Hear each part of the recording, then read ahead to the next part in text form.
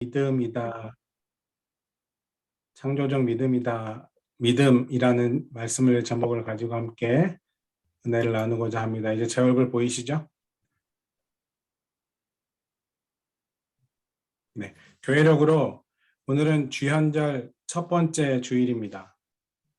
주현절 첫 번째 주일. 주현절은 그럼 뭘까요? 매월 1일은 1월 6일은 우리가 주현절이라고 부릅니다. 영어로 에피파니라고 하죠.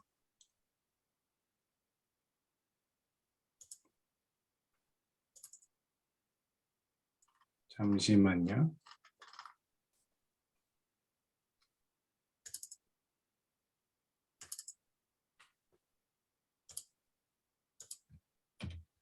주현절, 에피파니라고 합니다. 주님께서 우리에게 나타나신 날, 세상에 당신을 환히 드러내 보이신 날이다. 그런 뜻입니다. 동방교회 전통에 따르면 동방교회가 우리가 흔히 말하는 정교회라고 부르는 것들이 있죠. 그 동방교회 전통에 따르면 주현절은 예수님께서 세례자 요한에게 세례를 받으시고 하나님의 아들로서 공생애를 시작하신 날입니다. 그래서 저희 감리교회에서는 오늘 주현절 후 첫 번째 주일을 세례주일로 정해두었습니다. 예수님께서 세례와 더불어 공생애를 시작하신 것처럼 우리도 성부, 성자, 성령의 이름으로 세례를 받음으로 옛 존재는 죽고 새로운 존재로 살아갈 것을 다시금 다짐하는 날입니다. 그래서 주현절 후 오늘 첫 번째 주일에 감출 수 없는 주님의 밝은 빛이 여러분 각 사람과 여러분의 가정과 우리 교회 위에 다시금 함께 하시기를 주님의 이름으로 축원합니다. 아멘. 오늘 본문 창세기 1장은 우리가 너무 잘 아는 것처럼 천지 창조에 관한 말씀입니다. 창세기 1장 1절 말씀. 태초에 하나님이 천지를 창조하시니라. 여러분 이 말씀을 자연과학의 언어로 읽으면 우리에게 얻어지는 것은 그렇게 있다라고 말할 수는 없을 것 같습니다. 태초에 하나님이 천지를 창조하셨다라는 이 말씀은 우리 믿음의 선언입니다. 우리가 믿는 하나님이 어떤 분이신지에 관한 선언. 그리고 우리가 발 딛고 살아가는 이 세계가 어떤 장소인지에 관한 그런 믿음의 선언이라는 말입니다. 하나님은 혼돈과 공허, 어둠이 깊은 세계에서 말씀으로 빛을 창조하신 분이십니다. 하늘과 땅과 해와 달을 창조하신 분이다. 여러분 그렇게 믿고 계시죠? 고대 근동 신화, 고대 근동 설화들을 연구하는 구약 성서학자들에 따르면 하늘, 땅, 해, 달 이런 것들은 수메르 시대부터, 그러니까 고대 제국의 시대부터 주요 신들이었습니다. 그 수메르인들의 신전에서 하늘, 바람, 산, 물, 달, 태양, 금성 이것은 그 인간 세상의 운명을 결정짓는 신들로 여겨졌었습니다. 그래서 수메르인들은 이 7신의 이름을 따서 날의 이름을 지었죠. 태양신의 날, 달신의 날 하는 식으로 그렇게 7날을 주기로 한 자신들의 신들의 이름을 반복하는 시스템을 만들어냈습니다. 그렇게 일주일의 체계가 만들어졌죠. 로마인들이 이 고대 수메르인들의 이 체계를 가져다가 로마 신들의 이름을 붙여서 토착화해서 사용했습니다. 그게 우리가 알고 있는 마르스, 비너스, 머큐리, 주피터, 문, 선, 사튼 이런 것들입니다. 이걸 아직도 우리는 그렇게 사용하고 있죠. 이게 유럽에 정착되었고 일본인들의 번역을 거쳐서 우리나라도 월, 화, 수, 목, 금, 토, 일의 체계가 확증되었습니다. 오늘날 우리는 이렇게 고대 근동 신들의 이름을 날들의 이름으로 지칭하면서 살고 있습니다. 그런데 오늘 우리가 함께 읽었던 태초에 하나님이 천지를 창조하시니라 이 창조의 선언은 고대 제국부터 그렇게 주요 신들로 인간들이 섬기던 그 주요 신들을 하나님의 창조물로 낮춰버린다는데 우리가 주목할 필요가 있습니다. 이게 무슨 얘기게요? 무슨 얘기일까요? 수메르 신화의 세계에서는 절대적인 권능을 갖는 그런 신들을 하나님은 말씀으로 창조하셨고 그것마저도 피조물로 만드실 수 있는 분이라는 것을 유대인들은 고백하고 있는 겁니다. 여기에 아주 중요한 신학적인 의미가 담겨 있습니다. 야훼 하나님은, 그들이 믿는 하나님은 만물에 깃든 어떤 신보다도 크시고 위대하신 분이다. 세상의 어떤 위험도 그분의 권능에 견줄 수 없는 피조물에 불과하다라는 그런 선언이 이 1장 1절 말씀에 담겨져 있다는 겁니다. 그래서 태초에 하나님이 천지를 창조하셨다는 이 고백은 반제국의 선언인 동시에 강력한 우상타파의 메시지가 담겨져 있는 야훼 신앙의 근본 토대로 작용하게 됩니다. 그럼 왜 유대인들은 히브리 성서의 첫 구절에 이 반제국의 선언과 더불어 우상타파의 메시지를 담았을까요? 창세기 1장 1절에 맨 처음에. 그것은 그들이 포로가 되었던 사람들이었기 때문이었습니다. 종살이했던 사람들이었기 때문이었습니다. 성서학자들은 창세기가 기원전 6세기쯤, 다시 말하면 바벨론 포로 생활 중에 기록되었을 거다, 그렇게 추측합니다. 바벨론 왕 느부갓네살이요, 유다를 멸망시키고 예루살렘 성전을 다 파괴했습니다. 그리고 바벨론 그 빨강가로 유대인들을 잡아가잖아요. 우리가 알고 있는 바벨론 포로 사건입니다. 그때쯤 장입니다.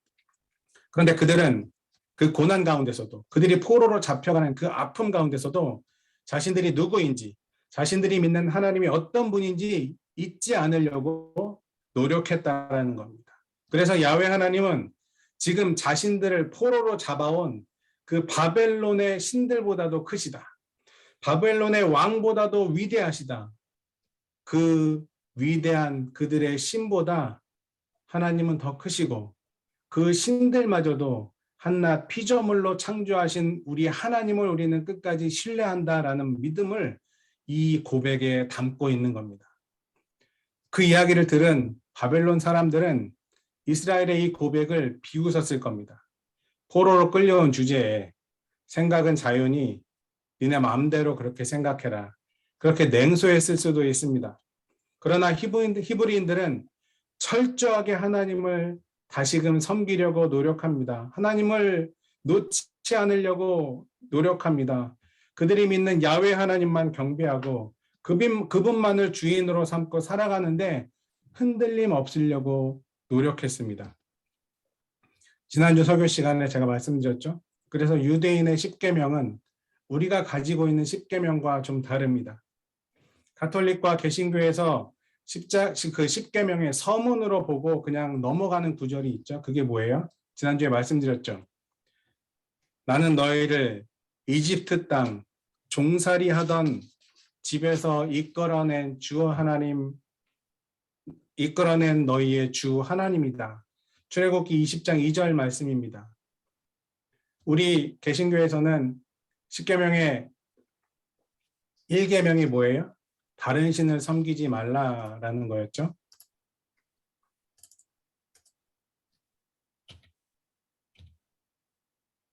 이 말씀입니다. 그런데 유대인들은 십계명의 첫 1계명이 이겁니다. 나는 너희를 이집트 땅 종살이 하던 그 집에서 이끌어낸 주 너희의 하나님이다. 이걸 잊지 말아야 할 그들의 1계명으로 생각하고 있습니다. 이것을 1계명으로 삼아서 회당에서, 가정에서, 일터 곳곳에서 가르치고 생활에 녹여 들어가도록 그렇게 교육하면서 아직도 살고 있습니다. 왜 그렇다고 말씀드렸죠? 그들의 역사 속에서 발견한 하나님이 그들의 그 죽음까지도 다시금 그 죽음을 깨트리시고 그 죽음에서도 건지신 하나님을 우리는 기억하자라는 의미로 이 말씀을 굉장히 중요하게 생각한다라고 말씀드렸습니다. 그래서 태초에 하나님이 천지를 창조하셨다라는 이 고백은 이 간단한 문장 안에는 히브리 민족이 경험한 그 고난의 역사와 그 가운데에서도 개개인이 경험할 수밖에 없었던 혼돈과 공허, 혼란, 그리고 이 혼돈과 어둠을 이기시고 다시금 말씀으로 세상을 창조하시고 그들을 보호해 주신 하나님에 대한 찬송과 경외가 숨어 있는 겁니다. 여러분, 우리가 성경을 열어서 이 구절을 대할 때마다 유대인들이, 히브리인들이 고백했던 이 고백과 만날 수 있어야 합니다. 그래서 우리도 태초에 말씀으로 천지를 창조하신 하나님께서 우리의 일상을 당신의 권능으로 날마다 새롭게 창조하시기를 소망할 수 있어야 합니다. 이게 하나님 중심으로 살아간다는 의미입니다. 그냥 믿습니다. 아멘, 할렐루야. 말끝마다 그렇게 하는 것이 진짜 하나님 중심으로 살아가는 것이 아니라 히브리인들처럼 삶의 한가운데서, 그것이 비록 고난의 한가운데라 할지라도 내가 믿는 하나님이 권능의 하나님이심을, 그래서 나를 다시금 일으켜 세우실 것임을, 높은 권세로 나를 지켜주실 것임을 믿으며 그분이 하시는 일에 내 자신을 온전히 내어 맡기는 것, 그것이 참 믿음이라는 겁니다. 미국의 영성신학자 매튜 폭스라는 분이 있습니다. 들어보셨나요? 굉장히 유명한 분이에요. 전통적인 신학에서 원죄라는 게 있죠. 오리지널 신이라는 개념. 이 개념이 갖는 한계를 비판하면서 그게 아니다. 원죄가 아니라 우리에게 원복이 있다. 오리지널 블레싱을 주장한 분입니다. 그래서 굉장히 센세이션을 일으켰던 분이에요. 그분이 기독교 영성에서 추구하는 네 가지 길이 있다고 이야기합니다. 그 네 가지 길은 서로 다르지만 그럼에도 분리할 수 없는 네 개의 길로 서로 연결되어서 우리를 하나님께로 이끌어간다, 이렇게 얘기했습니다. 그게 첫 번째, 긍정의 길입니다. 두 번째, 부정의 길. 세 번째, 창조의 길. 네 번째, 변모의 길입니다. 긍정의 길은 하나님은 선하신 분, 하나님은 사랑이 많으신 분, 살아계신 분, 자비로우신 분, 이렇게 하나님의 속성에 대해서 언어적인 긍정을 통해 우리를 영성으로 이끌어 간다, 그렇게 이야기합니다. 두 번째, 그럼 부정의 길은 뭘까요? 이것은 아까랑 반대로 하나님은 어떤 분이 아니시다, 이렇게 고백하는 겁니다. 하나님은 폭력을 정당화하지 않으시는 분이십니다.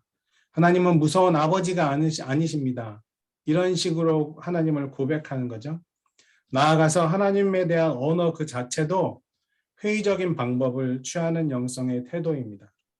세 번째는 창조의 길입니다. 창조는 앞에 얘기한 긍정과 부정의 길이 공존하는 길입니다.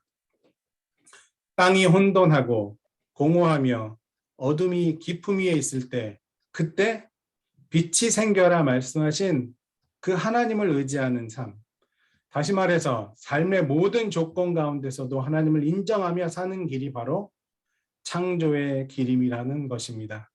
마지막은 변모의 길. 우리는 변모의 길을 통해서 예수님처럼 변화되고 예수님처럼, 예수님의 마음으로 세상을 바라보고 예수님처럼 우리도 세상을 향해 사랑을 나눌 수 있도록 변화될 수 있어야 한다. 그분은 이렇게 이야기합니다. 이 네 가지가 서로 다른 길이 아니라 때로는 각각의 길로, 때로는 교차하면서 우리를 영적으로 인도한다, 이렇게 얘기해요. 그 가운데 오늘 저는 창조의 길에 주목해 보고 싶습니다. 아까 말씀드린 것처럼 창조의 길은 긍정과 부정이 우리 일상에 동시에 존재한다는 것을 인정해야 비로소 보이는 길입니다. 오늘 본문을 다시 생각해 볼까요? 태초에 하나님이 천지를 창조하셨습니다. 그런데 하나님이 빛을 창조하시기 전에 무엇이 있었죠? 혼돈과 공허, 어둠이 있었습니다. 우리는 하나님께서 빛을 창조하셨다는 데 주목합니다. 하지만 혼돈과 공허, 그리고 어둠이 먼저 있었다는 사실은 좀처럼 주목하지 못합니다. 여러분, 먼저 있었을 뿐 아니라 그것들은 그냥 일상이었습니다. 늘 그러한 것이었기 때문에 그것이 특별히 나쁘다고 생각하지도 못하고 그냥 지낼 수밖에 없었던 것들, 그것이 혼돈과 공허 그리고 어둠이 일상이었던 세계의 모습이었습니다. 그런데 하나님은 그 가운데서 빛이 생겨라 말씀하셨습니다. 그리고 첫째 날부터 여섯째 날에 이르기까지 만물을 창조하시고 혼돈과 공허, 어둠이 지배하는 세계에 질서를 마련해 주셨습니다. 여러분, 창조의 길은 우리의 일상이 이렇게 혼돈에 둘러싸여져 있다는 사실, 어찌할 수 없는 어둠에 의해 그늘지어 있다는 사실을 부정하지 않습니다. 오히려 그런 것들을 하나님과 더불어 인식하게 된 것을 하나님의 은혜로 여기면서 그것으로부터 다시금 하나님과 손잡고 하나님과 동행하는 삶을 살아가려고 노력한다는 겁니다. 그것과 더불어 하나님께로 돌아서는 삶을 지향한다는 겁니다. 말씀드린 것처럼 창조의 길은 긍정과 부정이 공존하는 길입니다. 이 점에서 우리의 일상과 참 닮았습니다. 우리의 삶에도 긍정과 부정이 공존하죠. 때로는 긍정적인 것들이 우리를 이끌어가는 힘이 되기도 합니다. 하지만 때로는 삶의 부정적인 부분이 우리의 삶을 이끌어가기도 합니다. 창조의 길은 이것들을 그냥 있는 그대로 받아들이는 겁니다. 그렇게 받아들일 수 있을 때 하나님이 보이기 시작하고 하나님이 그 속에서 우리를 이끌어 가심을 발견할 수 있다는 겁니다. 또한 창조의 길은 나뿐만 아니라 다른 사람에게도, 우리 가족의 남편에게도, 우리 어떤 사람에게도, 그 사람에게도 긍정과 부정의 길이 동시에 공존하고 있음을 인정하는 것입니다. 그래야만 남과 더불어, 타인과 더불어 내가 함께 예수를 닮고 예수처럼 변화되고 예수의 마음으로 세상을 보고 예수의 뜻을 우리도 행하는 길로 나아갈 수 있기 때문입니다. 상대방을 인정하는 데 인색한 사람들이 있죠. 제가 얼마 전에 한국의 어떤 사회학자가 한국 사회를 모멸사회라고 정의한 글을 봤습니다. 스스로 자존감을 높일 수 없는 그런 자존감을 높일 수 있는 기회가 많이 줄어든 이 사회에서 스스로 높아지려는 욕망이 좌절된 사람들이 스스로 높아지고자 하는 그 욕망을 표출해내는 방법이 뭐예요? 다른 사람을 깎아내림으로써 자신의 상승의 욕망을 충족시키는 일이 일상이 되어가고 있다. 이렇게 그러면서 한국이 그래서 모멸사회가 되고 있다. 이렇게 한국 사회를 지적한 글을 읽은 적이 있습니다. 여러분, 그렇게 해서는 절대로 변화를 이끌어낼 수 없습니다. 오직 사랑의 힘만이 내 존재를 변화시킬 수 있고 다른 한 존재를 변화시킬 수 있습니다. 그 사람을 변화의 길로 이끌어낼 수 있습니다. 그것이 때로는 느리고 먼 길을 돌아가는 수고를 해야 한다 할지라도 그 인정해주는 사랑의 힘이 아니면 우리가 꿈꾸는 변화의 꿈은 그냥 꿈에 불과한 것이 될 수밖에 없을 것입니다. 여러분, 이것이 창조의 길을 통해 변화를 지향하는 기독교의 영성의 길입니다. 여러분, 이 창조의 길이 2022년 우리의 삶을 이끌어 나가는 모범의 길이 되었으면 좋겠습니다. 올해도 하나님의 은혜로 새해를 맞았습니다. 세례를 받으심으로 공생애를 시작했던 그 주님의 순종과 결단이 올 한 해 우리의 결단이 되었으면 좋겠습니다. 그래서 우리가 기도하며 올 한 해 하나님 지켜주십시오. 이렇게 기도하며 한 해를 시작했습니다. 그래서 꽃길만 걸으면 좋겠습니다. 하나님. 그렇게 기도하는지도 모르겠습니다. 여러분, 사실 그런데 그런 삶은 없다는 걸 저보다 인생을 더 많이 사신 여러분들, 저보다 더 잘 아실 거라 생각이 듭니다. 그래서 여러분에게 이렇게 부탁드리고 싶습니다. 우리의 길은 오늘 말씀드린 것처럼 창조의 길이 되었으면 좋겠습니다. 우리가 처해져 있는 모든 조건들을, 현실의 모든 조건들을 있는 그대로 받아들이고 거기서부터 하나님과 더불어 하나님의 은혜와 더불어 아름다운 꽃을 피울 수 있는 저와 여러분이 되었으면 좋겠습니다. 그래서 하나님이 우리에게 선물해 주신 이 하루하루의 삶이 하나님과 더불어 더 많은 감사와 찬송을 올려드릴 수 있는 우리의 일상이 되기를 주님의 이름으로 축원합니다.